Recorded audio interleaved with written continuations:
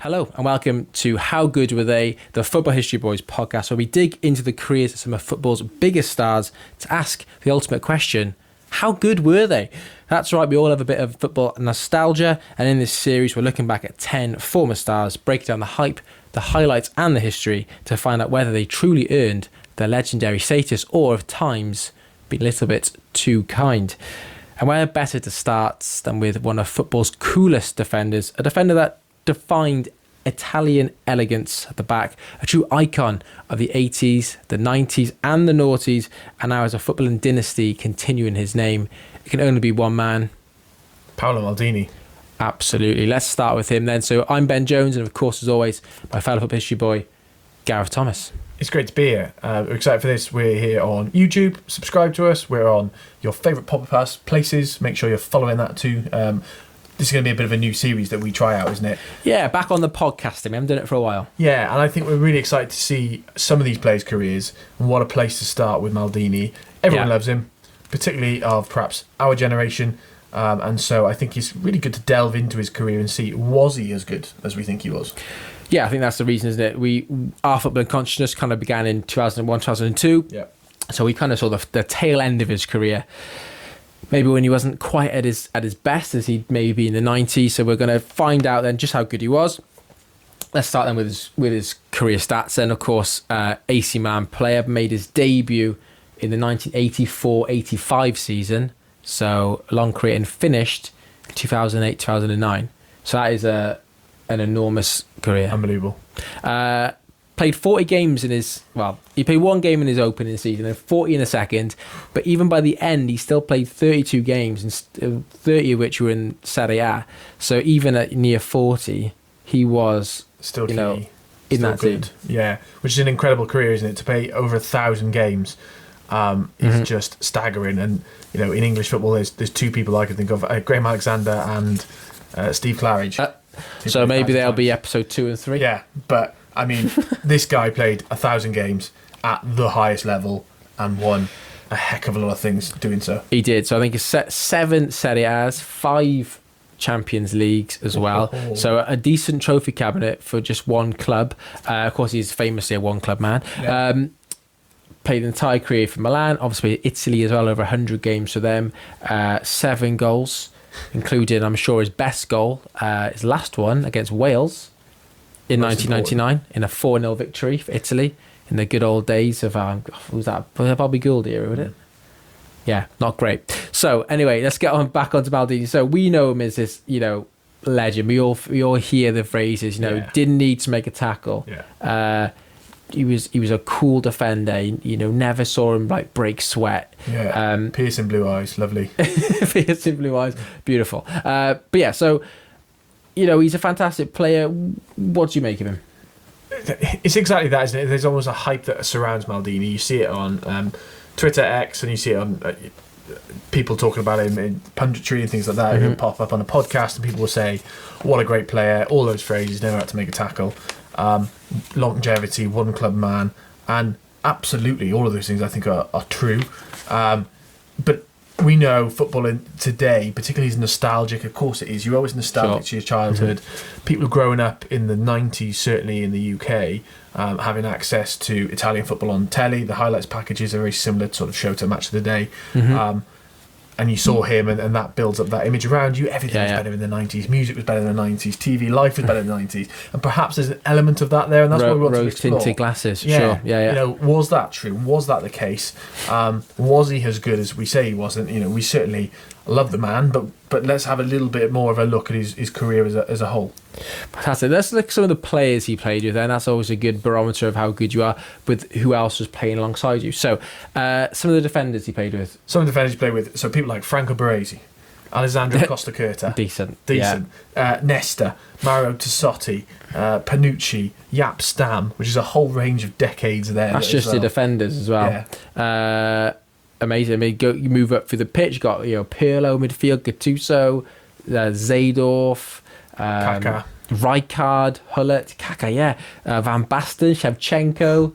I mean, you reeling off those Inzaghi. You just reeling off those names of true legends of the game that played. And he was obviously for a long time the captain, wasn't he? Yeah. Captain in those players, which says a lot about his leadership. Yes. How respected he is as well. And a player who wasn't just confined to one position. He was left back and he was centre back. World class at both. I think he started off maybe as a left back at first, went into centre back, and then I think he maybe finished left back again. So let's. I'm going to throughout this podcast though. I'm going to throw some curveballs at you. Okay. To maybe make us rethink some of the legacy of Paolo Maldini. You might want to come back with some sort of riposte and say, well, absolutely not. But we'll see how they work out. So, what made him so good, first of all? So, most people will say about Maldini, the best thing about him was his positioning. Yeah. He's very rarely caught out. His anticipation, knowing where things were coming, his elegance. So he just kind of was always just gliding around the pitch. He had that aura about him. Yeah. And he didn't need to be aggressive or over aggressive, which was kind of a characteristic that had defined Italian defending, particularly in the 80s when you had players like Claudio Gentile, who was known for scaring players like Zico, Maradona, who he came up against, but being that really physical, imposing Italian centre back. Maldini comes in and he is that more elegant, plays the ball nicely, he's an excellent passer. And I think that he kind of redefined the idea of that position. Yeah, and I think that whole thing of he never had to make a tackle, the quote attributed to him, I don't even know if he actually said it, but if I've had to make a tackle and I've failed, is a huge element of it that you do see in some of the best defenders today, isn't it? Van Dijk is another one who can make a big tackle on his day, but often people will say that he doesn't need to do so, and I think that is something that you want from right. it. I'm thinking of my team, Cardiff City, and seeing defenders lunge in actually takes you out the game and can be really detrimental. Match saving, pitch saving, goal line tackle, fair enough, but there's other times where actually just reading the game, shepherding a defender out, moving them away from goal, or allowing another defender to come in and cover you. Those sort of things that can be so powerful and so important, and that is what he excelled at. Absolutely. And of course, he played into the elite level into his 40s, so he's someone who had that longevity and consistency that few players can really replicate. First curveball then. Okay. He underperformed, or at least had a lack of international silverware. So maybe his legacy at international level impacts his overall recognition as one of the greatest of all time. What do you think of that? It's a tricky one, isn't it, that? Because so many people would say to be an all-time great, you need to have won things on the biggest stage. So one of the biggest arguments surrounding Lionel Messi, and when people talk about, is Messi the greatest of all time? A debate that's raged throughout the whole career. That was put to bed by a lot of people when he won the 2022 World Cup. Definitely. When you remove that World Cup from him, he was still a great. He's still a great, of course he is. But something that Pele and Maradona always had in those questions was the fact that they won World Cups and they did it on their own. And for Maldini, he had opportunities. 1994. Even Cristiano Ronaldo winning the Euros. Doing things with Portugal, and a big player. For Italy, 1994 was a big opportunity. He played in the final there. Well, and they lost out on penalties, didn't they, against Brazil? Lost in year 2000. The Euros underperformed. Year 2000 final as well. Of course, the heartbreak of the Viltord's last minute equaliser and then Trezeguet's golden goal. That was probably his time, wasn't it, to win? You think of that iconic sort of Italian kit. I think was it Diodora? Is it or Kappa? One of them, isn't it? I think Kappa. Lovely kits, was there, and great teams. Iconic names that you just reel off. And Italy for so long was seen as that team that they bottled it again. A bit like Spain, wasn't it? When before they won it, they were kind of Italy will do well, but they won't win it. Dark horses, perhaps, And of course, then he retires from playing for Italy before 2006. Still with quite a bit of time in his career. I don't think he played I'm not sure he played in 2004 Euros, and then obviously they win it then in 2006 when he's out of the team. And you have players like Materazzi who definitely aren't as good as him, becoming the heroes and villains if you're French. and Cannavaro lifting Cannavaro, the trophy. of course, It should have been him. And that's just the nature of a player's career, I suppose, in some ways. When you look at that, does that remove what he did? Well, incredibly impressive to win 5 European Cups. Incredibly impressive to have won 7 Serie A's. But it is a knock on him, definitely, that he hasn't got that international success in what was a very good team. But excellent side. I mean, maybe he's impacted by other teams like, Brazil in 98, particularly France 98, were stupidly strong. France in 2000 was stupidly strong. Yeah, great team. 2002 World Cup, maybe, Brazil again, maybe. But of course, that World Cup, they were robbed really in that South Korea game with all the dodgy Terrible decisions. Referee, I'm pretty sure, was done, wasn't he? Yeah, was it Moreno? Was it Byron Moreno? Later, a couple of years later, was done for match fixing. Yeah, so very dodgy, and you watch that back and the decisions, and you see Maldini, who is this aura of elegance about him. He's losing his mind with this referee, and he's getting really cross with him, and he's probably thinking, my international career, there's no point in me carrying on. We're never going to do it, and then they obviously do it in 2006. So maybe that could be something when you have, because if you were comparing him to someone like Franz Beckenbauer, who did captain West Germany to World Cup victories, to Euro victories, World Cup finals that they didn't win, Euros finals they didn't win. Maybe that's why their legacies are a little bit stronger. Even like I said before, Cannavaro, captained Italy and then won the Ballon d'Or after that as a result. I think Maldini's best in Ballon d'Or was third, which is still very impressive for a defender, especially back in the 90s when you had, or early noughties, when you had some of those attacking players who often get more credit than the defenders. Okay, second curveball. Do you want to hear it? Go on. He only played for one team. Now, some people won't think that's a curveball. Yeah. But let's think about it. So, obviously, his career at Milan was excellent. He won all those things. But can you truly say you tested the limits of your playing career if you only stay at one club? Which is, of course, a theme now with Trent leaving Liverpool. Yeah, and again, another knock that Messi had for a long time before he left Barcelona was, is he ever going to leave? He's safe here, he's there. So it's a really difficult one, isn't it? Because he was playing in probably the greatest league in the world at the time. And so in some ways, he was challenging himself at that very top level for one of football's great clubs. When you think of some of football's great clubs, of course, Real Madrid are there. And then you'd say a United, a Liverpool. Milan would be right there in the top 5 in terms of the greatest clubs of all time. He's doing it at that top level for so long. It is a fair knock to say it would have been good to see him transfer those skills to the Premier League. A Premier League that looked very, very different in the 90s. A lot more sort of blood and thunder and drinking. And whether he would have fitted in, it would be really just interesting to see. But it's hard to say, isn't it? Because he's playing for one of the world's best clubs. And he's doing it consistently for them and winning trophies. Why would he leave in some ways? There you go. I agree with that. Yeah. We don't see a huge amount now, and it's fine because football's a global game, and exactly that with Trent. He has achieved everything, and you could argue Maldini achieved everything and should he have moved on. But I think we sometimes forget that football's a human element to it. And for Trent, he quite fancies to go and live with Jude Bellingham in Madrid, and he's best mates with him, and he just wants to move to Spain. And why not at that age in your life? And for Maldini, if you've lived all your life, your father and your family are in Milan. Why would you leave in that way? I suppose is another way you can look at it. Absolutely. Okay. And the last one isn't really much of a curveball. It's that he wasn't flashy enough. As a player on the pitch, he doesn't have the sort of, when you compare him to maybe some of the modern centre backs. Yeah. Sergio Ramos, I'm thinking. Yeah. Who has scored over 100 goals, was often in the headlines, maybe not for the right reason, a bit more of presence. But then Beckenbauer similarly was someone who liked the headlines, wasn't he, at times? And I think. Yeah, that's part of modern football, isn't it? That you want to see a character. That's why Ronaldo is so popular, isn't it? Cristiano Ronaldo, incredible goal scorer, but people loved him. I know, mad. The cult of Ronaldo. Oh, it's crazy. In person, I don't like it. No, his son made his debut, didn't it, recently for I think the under-14s in Portugal. And that's what they are.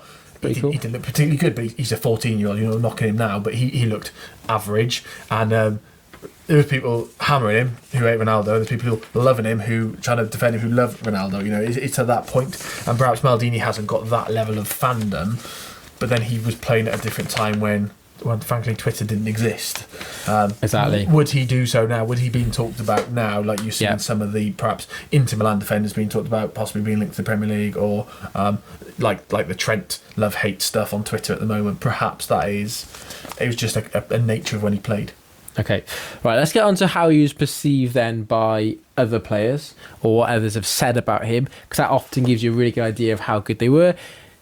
Whatever, players who play alongside, or coaches who've seen him and, played him every day, gone training, they really know the man. They know how good he is, and that's probably the best way to look at it. So let's read out some quotes from some of these players. Go on, start us off.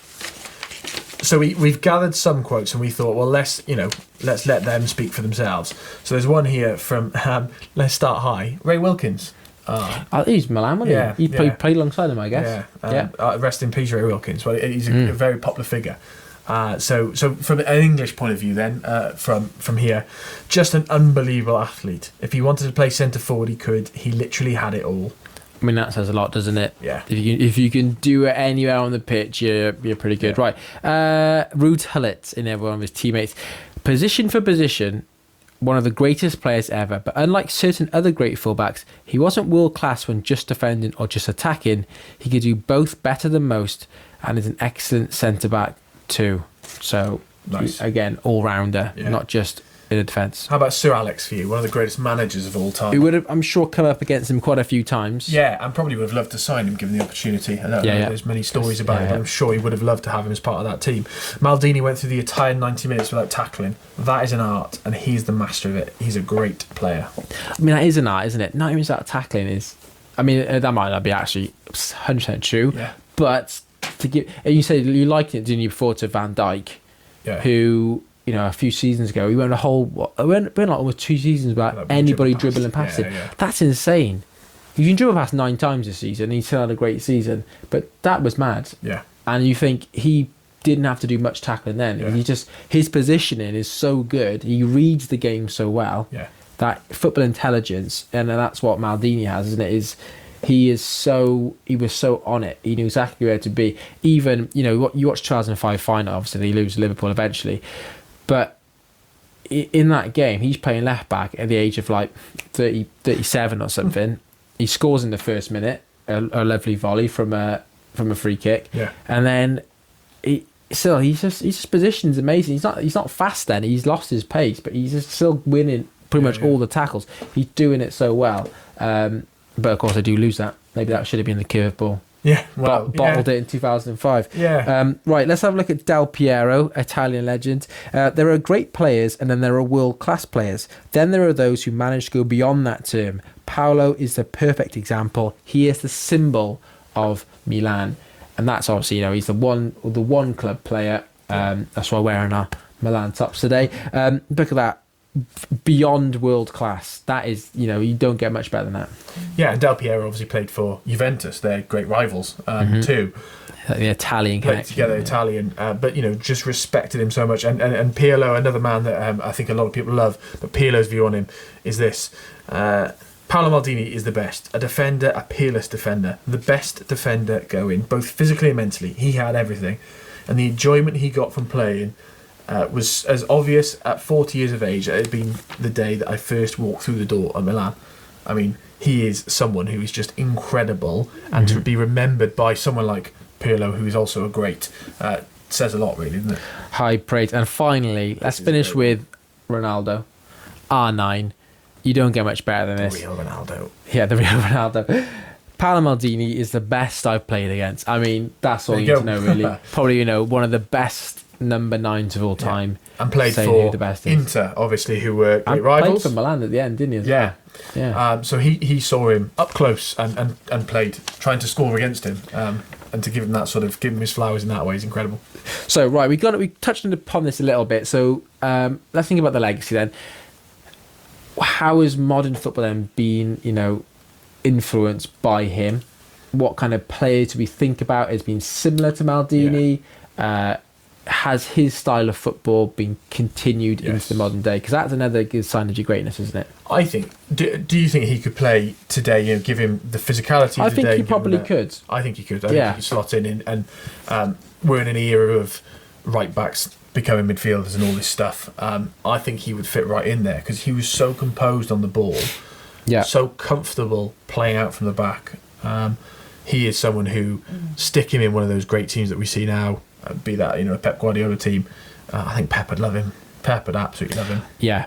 I think Pep would. Yeah, I think even Mourinho would, wouldn't he, as well? Just for that, Italian composure at the back. Yeah, he'd and be then all solid. over that. I don't know how much he fit into like a gegenpressing style team, a Klopp team, possibly. But that just simply wasn't his style. He probably wouldn't have been brought up through that team. But he was more of a Pep. He is a player, as you mentioned before, who was able to adapt to the styles of Saatchi, Capello, Ancelotti. So maybe a new manager, I'm sure he probably would be able to fit in.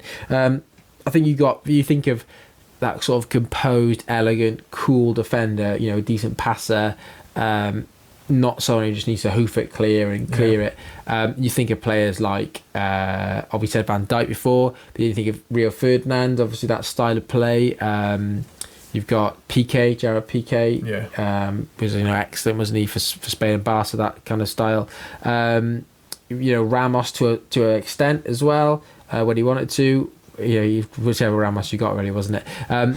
Those kind of players, still playing now. That cool, calm, collected defender, which you often get one or the other, don't you? Sometimes you get the erratic, headstrong one who just wants to just head everything away. David Luiz. Yeah. God, Carlos Puyol. That's why him and Piqué work so well, wasn't it? We had as a tandem. Puyol doing all the dirty work, and then Piqué doing the elegant, the lovely stuff. And you think, some of the centre backs that Maldini played alongside as well, Costa Curta. I think he played over 400 games with him. That's crazy. What a partnership you'd have with that.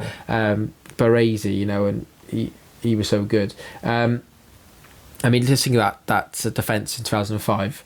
Maldini left back, Stam, Nesta, and Cafu. It's incredible that they didn't win that game. It is mad. When Jimmy Traore was the left back on the other team. You think for a team like that to go 3-0 up, that is game over. And maybe he was the captain of that team, Maldini, and maybe got a bit carried away, as you probably would, to be fair. I would as well. Right, okay. His family, obviously his dad, wasn't he, was a Milan player. Is it Cesare Maldini, isn't it? And now his children are also following that legacy. You would. Pretty sure. One of them has been the Italian team recently, I'm sure they have. Or one of the under-21s or something. They're doing all right.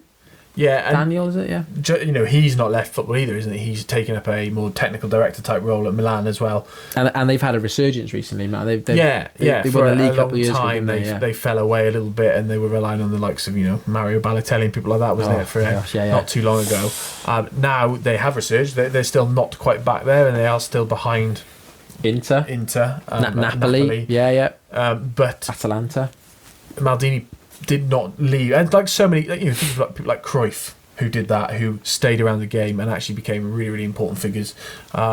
Even Sir Alex himself, when he left the game and stayed perhaps too long as a technical director at United.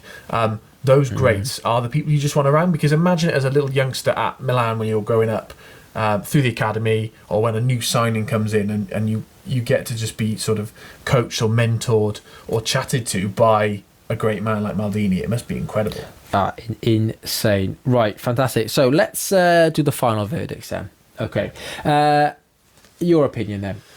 Where does he rank for you in terms of defenders, and then we'll go on to in terms of all time. Is he top 10, top 20? So defenders, who would be in those top 5? Would he be in there? So I think straight away, and thinking back to some of the drafts, which you can watch on our YouTube channel, if you're on Spotify or any podcast places, head over to YouTube, Football History Boys, check us out. If you're already on YouTube, click on the little sidebar. You'll find all our videos there.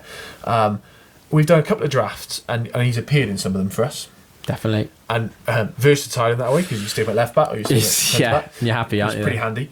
And I think absolutely, if I was to sort of draft a team now and we needed to fill up that defence, you'd have someone like Beckenbauer straight in there. You'd have maybe Bobby Moore in there, people like that. Yeah. Perhaps some of the Brazilian defenders. Ashley Williams. Yep. If you're doing an average players draft. Hey, Welsh one. Overachievers draft move. But you would stick Maldini in there every time. Yeah. Because he is exactly what you want in a defender, and he's exactly what you look for in like that nostalgia type defender as well. I think he's in, if you asked people to make their dream 11s of all time, of players they saw, players they didn't see, you would put him in at 70%. Yeah, I think he comes in at second after Beckenbauer. Wow. Personally, for defenders. Big. Would you have him that high, or would you have him somewhere else? It's tricky, isn't it? Yes, probably. It feels big to announce him there amongst, over 100. I'm announcing it. 50 years of for the world association football. He's in there across the world. To put him there is big. I think the fact that we both said he probably could still do it today. Yes. The legacy of the players who play like him. I just think he's so good. And no one, like I said, no one. Well, even Beckenbauer was a ball player, wasn't he? Kind of. He fitted that mould, and I think no one would disagree with that. Some would talk about English players, perhaps. Some would talk about also some of the Brazilian defenders. But when you think about him and everything that he meant to Milan and to Italy, 100 times for Italy, he may not have won anything, but he played 100 times for his country. That's not easily done. No. Fair enough, yeah. I'd stick in top 3. Okay. Interesting. I wonder who that other one's going to be. Right. Before we go, we're going to just read out a couple of our followers' comments about him today. On Twitter's comments, you can follow us on Twitter or X these days at TFHBS. And David Shankland says, the greatest left back this game has ever created. I like that word. Sticking at left back. Yeah, fantastic. Yeah, fine. Well, this is a good one. Adrian Holland says, according to that fraud, Danny Murphy, he's not as good as Van Dijk. We've mentioned Van Dijk on this podcast, and I think Van Dijk, the legacy of Maldini is seen within him, but I would still have Maldini higher. Yes, I think 7 leagues, 5 Champions Leagues. We also have one from Chris Myers, says he gets into anyone's best 11. Yeah. We've got another one here, Michael Brock. Michael Brock said, better than any English centre-back. He wasn't even the best Italian centre-back, though. Big. Oh. So for him, he would put Cannavaro and Nesta higher. Oh. I wouldn't have Nesta higher. I wouldn't have I Nesta. don't think I'd have Cannavaro. No, I wouldn't have Cannavaro either, but I love watching Cannavaro play. 2006 World Cup he was insane. Yeah, Cannavaro with the Ballon d'Or. So Scirea. Yeah. High class player there. Baresi. I mean, I might have Baresi higher. Yeah. Go on, any more? Obi Trick said, the GOAT of all defenders. You can certainly make an argument for that. Got another one here. Man City fan Nick Jackson. It's got a picture of Ake. A gif of Nathan Ake. I saw him on Bournemouth Beach with his little chihuahua once, by the way. Oh, well done. Maldini or Ake? Ake. Maldini in Bournemouth Beach would be incredible. You can keep Maldini and Nathan Ake, fine. And then as well, we'll promote retro football as well. Check them out. They sell a Maldini replica shirt. Go and check that out. I think maybe if you want to send us one, retro football, we're quite the greatest ever number 3. They say. I think interesting. Good point. Well, have to find some great number 3s to see if we can compare. Yeah. Cartwell, Roberto Carlos. They retired the number though, didn't they, as well? Oh, Milan have? Yeah, I'm pretty sure they retired. He retired it, but that's a big number only retire, his children can have it. Oh, yeah, lovely. Which is quite cool. I quite like that. Football heritage. But yeah, there you go. Any more? No, right. So fantastic. Any more comments on Maldini? Get them into us. Yeah. You can either comment on this video below. You comment on the podcast. You can comment on Twitter again. We'll put a picture of him up on Instagram. Comment there. We're on all the socials, so get on it. Yeah. If you don't want to watch us, then listen.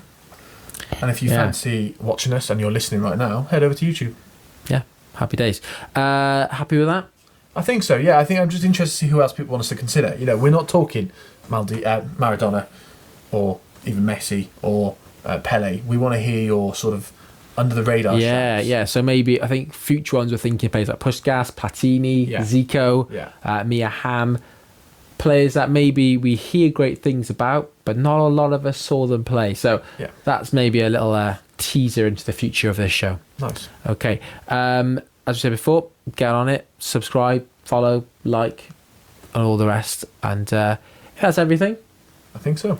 Thanks so much for listening and watching, and we'll see you again for another one very soon.